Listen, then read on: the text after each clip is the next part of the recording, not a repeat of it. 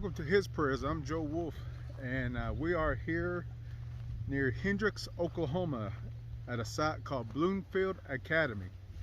Now, Bloomfield sit maybe near 10 miles closer to the Red River, Texas border, which is right behind me. In those far hills, you can see that's Texas, right in that area, and not too far from Denison, Texas. But Bloomfield Academy is a Chickasaw school. Some Choctaws went there, and of course the Chickasaws operated the school for the girls. And yes, there's oftentimes we don't speak about the Chickasaws, but this was the Chickasaw school around near Hendricks, Oklahoma. The school don't exist no more. There's nothing left because of the fire of 1914. The superintendent was founded by John Carr, who operated the school around the 1850 when it was founded. Of course, during that time, Civil War happened. They had to shut the school down, like many of the schools been shut down or used as a hospital or a place to stay for the Confederates, you know. But right now I'm on the top of the hill, right behind me. Of course, it's windy, and right behind me is the Bloomfield Cemetery. And of course, there's a lot of the staffs that may have worked at Bloomfield are buried in here. Some of the Chickasaw students, maybe, or the Chickasaws that live in this area, are buried here as well. So we're going to do a small vlog about Bloomfield. Now, Bloomfield, of course, in 1914 it caught fire.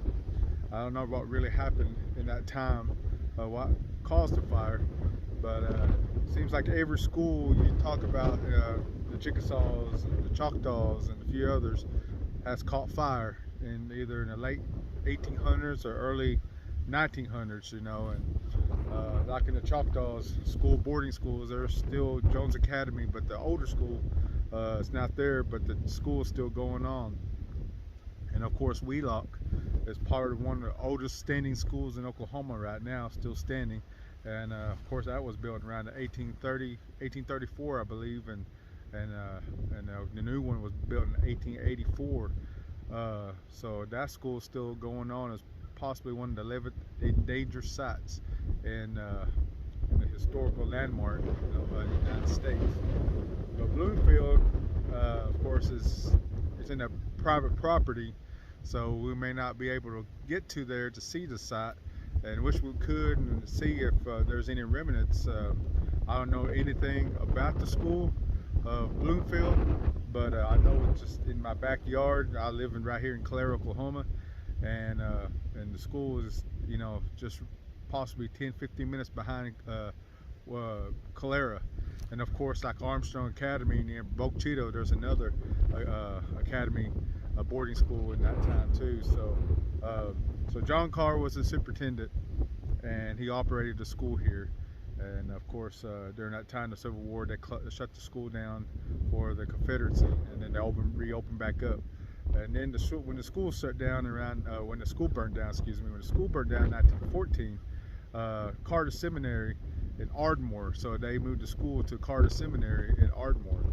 And then around 2004, the school shut down in Carter Seminary in Ardmore and moved it to Kingston, to near Lake Texoma, close to Highway 70. So their school's still operating today.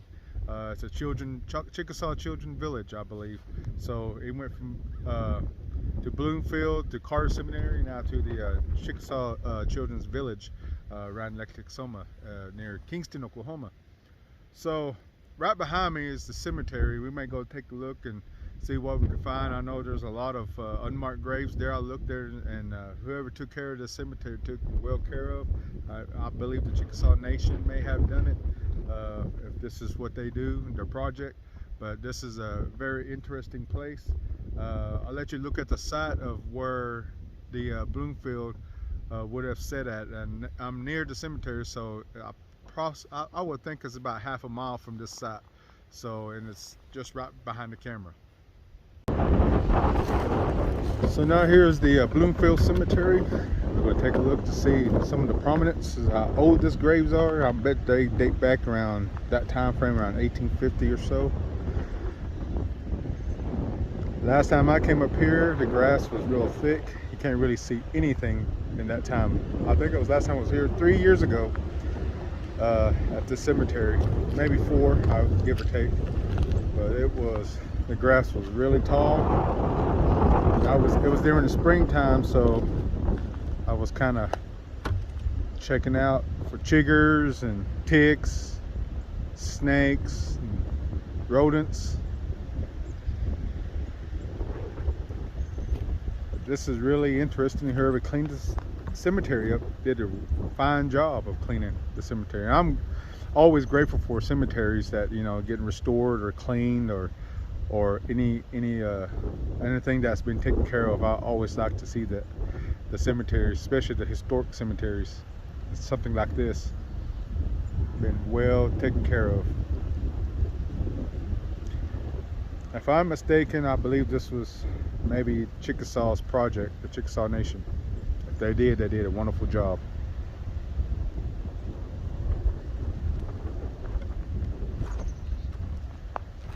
So as you can see, some of these stones here, some of them are all of them are marked. So some of these stones that you see here, it's all unmarked, unknown graves, and I couldn't see those unmarked ones when I was here.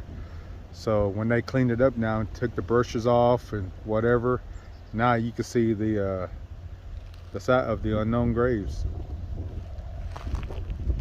and also know where you're walking, so you won't stumble on something and fall. But now this is well taken care of.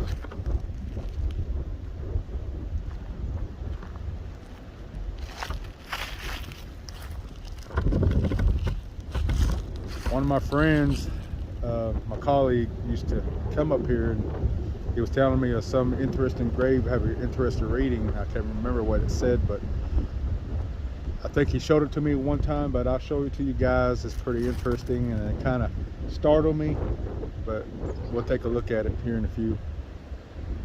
So let's go browsing around just a little bit.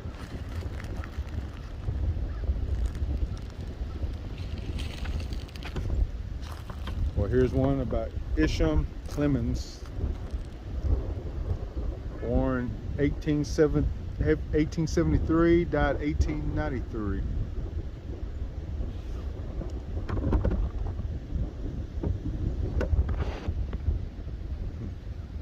Okay, let's go find some older ones that's older than 1893. That's the burial.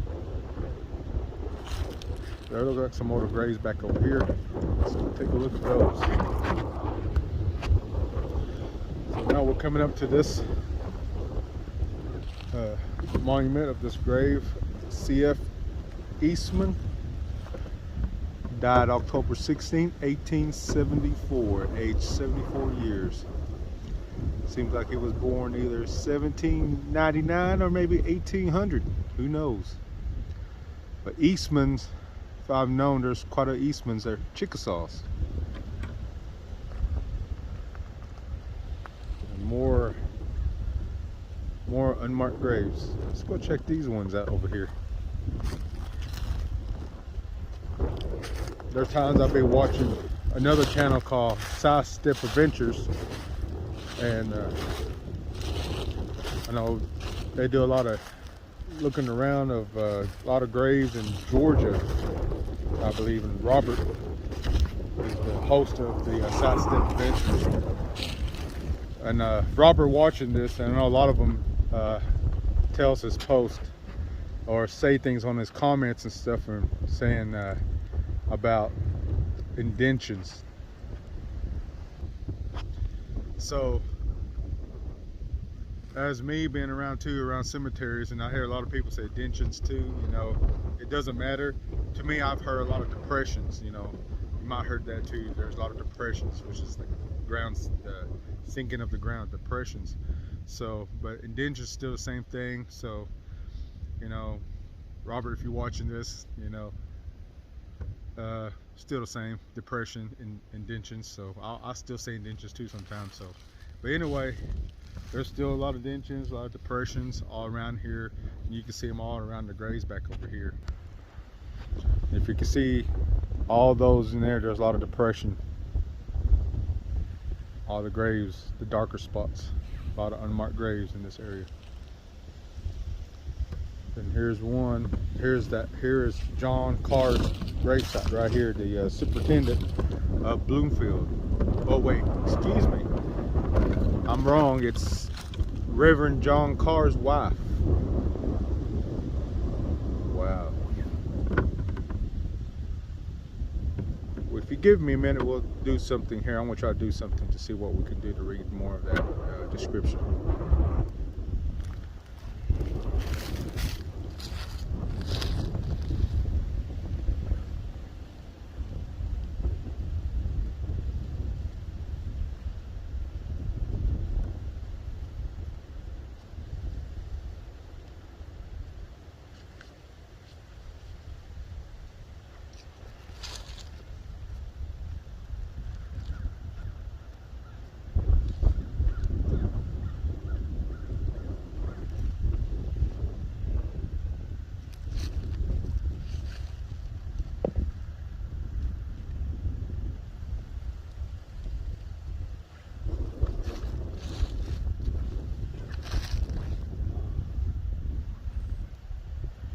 To let you know, folks, there's a lot of ants, so I'm trying to step away. I'm gonna try to get this clear as much as I can without getting stung.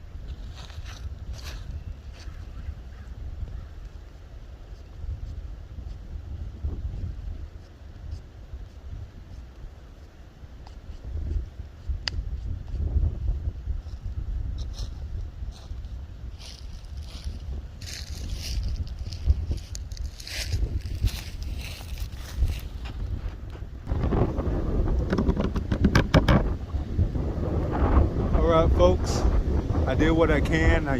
Found that just next to this grave. So it said, let me clear this one little part right here.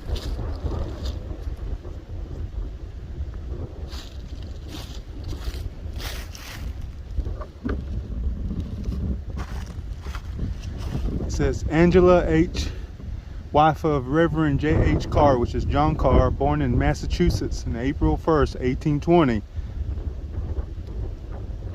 And she died September 28th, 1864. And let me get closer here. And it says, for more than 45 years, a missionary to the Choctaws and Chickasaw Indians, servant of God, well done, rest from, can't get there because there's a lot of ants, so, but anyway, you can see right there, she was, for 45 years, more than 45 years, I take that back, more than 15 years, a missionary to the Choctaws and Chickasaw Indians. So she was a missionary for the Chickasaw and Choctaw Indians. And earlier, like you say, you see that this was toppled down. So I still just back up and did what I can. So if this Chickasaws come back and see this, you know, I did help you guys as much as I can to put this tombstone together. I don't know how long it'll stand. It's kind of windy. Hopefully it won't blow down, but I braced it with this little brick that was right there. So anyway, so there's John Carr's wife, and John Carr, I don't wonder his grave is one of these. So to note,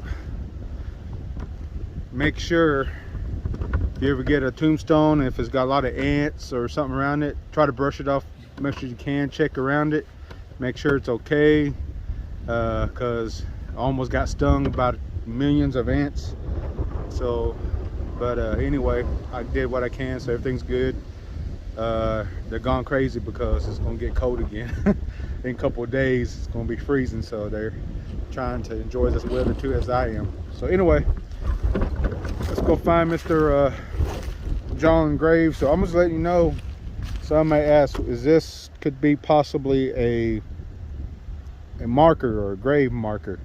I would say pretty much yes, it could be a grave marker.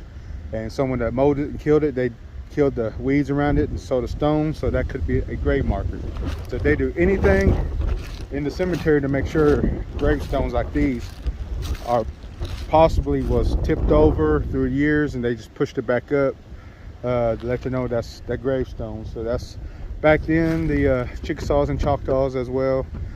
Some of them, they have money for tombstones and stuff, so they use sandstones as their marker. Sometimes they try to engrave them themselves, put their names on there much as they can. So we have over here Mr. Holmes Colbert. He died in 1872 of March 24th and aged 43 years, 6 months and 2 days. An honest man in the noblest work of God, thy name be thy epitaph. And of course he was a masonry.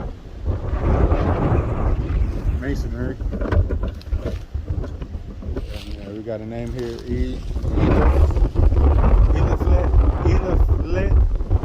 I don't know, Colbert. They got some interesting names back in the days. This is his footstone, but we're gonna move this. It says September 1856. That's what year he was born, and he died 1870. Look like 2.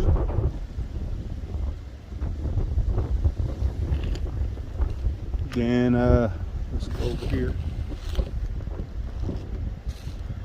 Susan Reynolds, 1834, 1870. Another Susan Reynolds, 1831, 1870. We got another Reynolds. It's a Colin Reynolds, born May 28, 1833, died November 18, 1891. Kitty, wife of J.W. Shipp, born September 10, 1860, and died November 18, 1891. And here's John Shipp, Kitty's husband, born December 6, 1861, died May 29, 1892. There's more back here.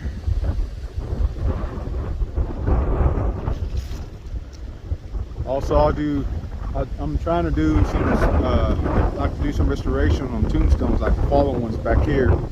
Set them up and use mortar to try to glue them down to hold them in, you know, like I did the other one. So hopefully that one will stay.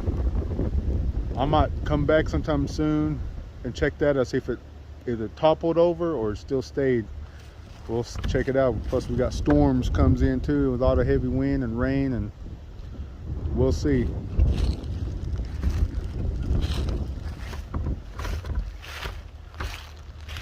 I think I passed these two up there. Seem pretty old. We'll take a look at these. Okay, we're here at Harriet Eastman, wife of Dr. A.P. Eastman, died November 30th, 1860, age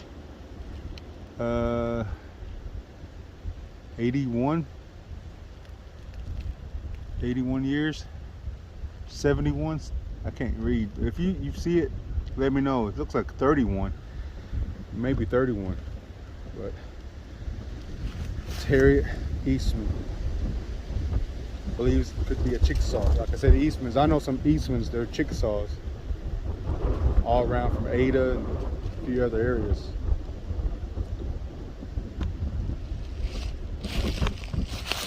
And here's one over here. This is Dr. Eastman. That was his wife that we just looked at, Dr. A.R. Eastman, born, can't see, but died in 1870, April of 1870, age 50 years. So he was doctor. So it makes me wonder if he was the doctor of the students here at Bloomfield. Could be the doctor, or he just doctoring, maybe in studies and stuff. So got a PhD. Who knows? I'm still surprised that's still standing right now. But fingers crossed, hopefully it still stands.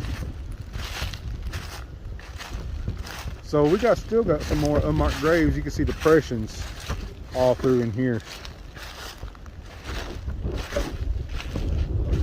Got some more. I always think this is kind of interesting. You look at a cemetery and old graves like this in a field. So it kind of makes you want to date back in that time frame of in the maybe late 1800s to the early 1900s. What would it be like in those times, you know, just thinking back and, you know, old graves here, wagons, and, you know, looking at the foreground and seeing Texas right in the horizon area, and there was no roads, no electricity, there was no cars, planes. It's just like this. You just look at the field, like the grave right here, seen everything, just a field.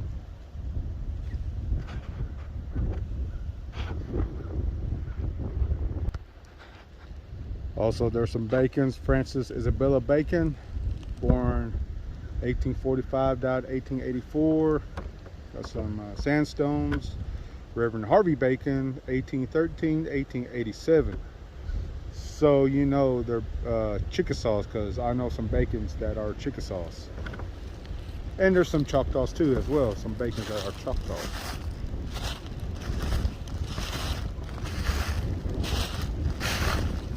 Now let's see if we can find that interesting grave that my buddy was talking about, and that astounded me when I seen it. So we'll see what we can find. We can maybe find it. It might be him right here. Let's check it out to see if this is the one.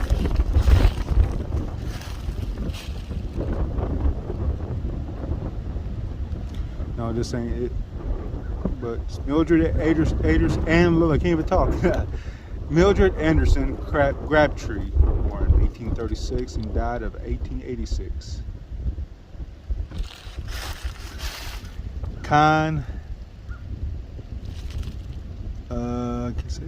something. Beware as you pass by, as you are now, so once was I, as I lay know now, so you must be prepared therefore to follow me.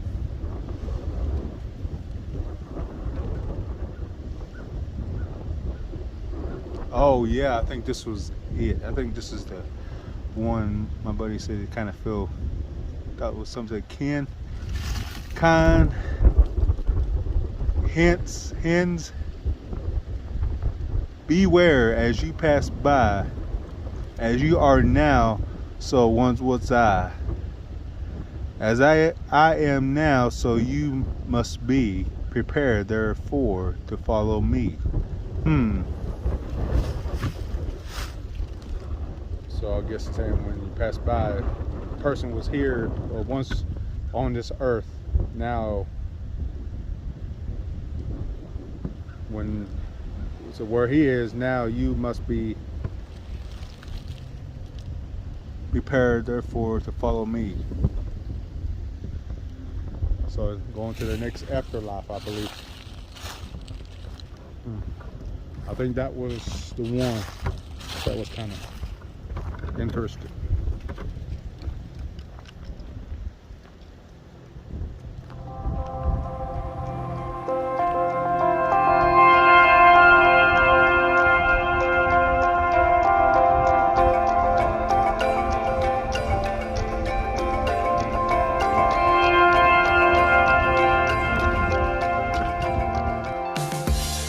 Well, sad to say, but this is the end of my video. I know it's sad and y'all just now getting into it, but I'm getting hungry and I got to get something to eat. So, but anyway, I hope you enjoy this rich history within this Chickasaw Nation of Bloomfield Academy and the Bloomfield Cemetery. Of course, we tried to find John Carr, the superintendent and the founder of Bloomfield, and we found his wife's grave. And of course, I was standing up to his wife's gravestone. Still standing. I see it right over there. So hopefully, it still stands next time I come back. Who knows? But anyway, I don't know of his gravesite. I don't know if it's here in an unmarked grave next to his wife, or he went back home to Massachusetts. I don't know. But maybe we can find some kind of source here where he's buried at. Of course, maybe hopefully we'll get to go to the site of where Bloomfield once stood. So maybe that'd be something to do. So anyway, I'm gonna grab something to eat. So as we say in Choctaw, Chickasaw, and also in Chickasaw, Chickasaw Joe. So we shall see you on the next.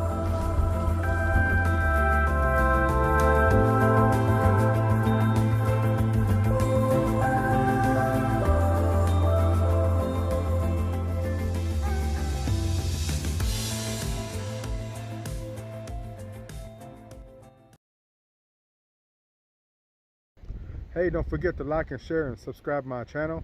And also, we found John Carr to where he is buried, the founder of Bloomfield Academy. And he is buried in Evergreen Cemetery in Paris, Texas. Just the info to share out there with you guys. So anyway, we found him. So again, we shall see you on the next.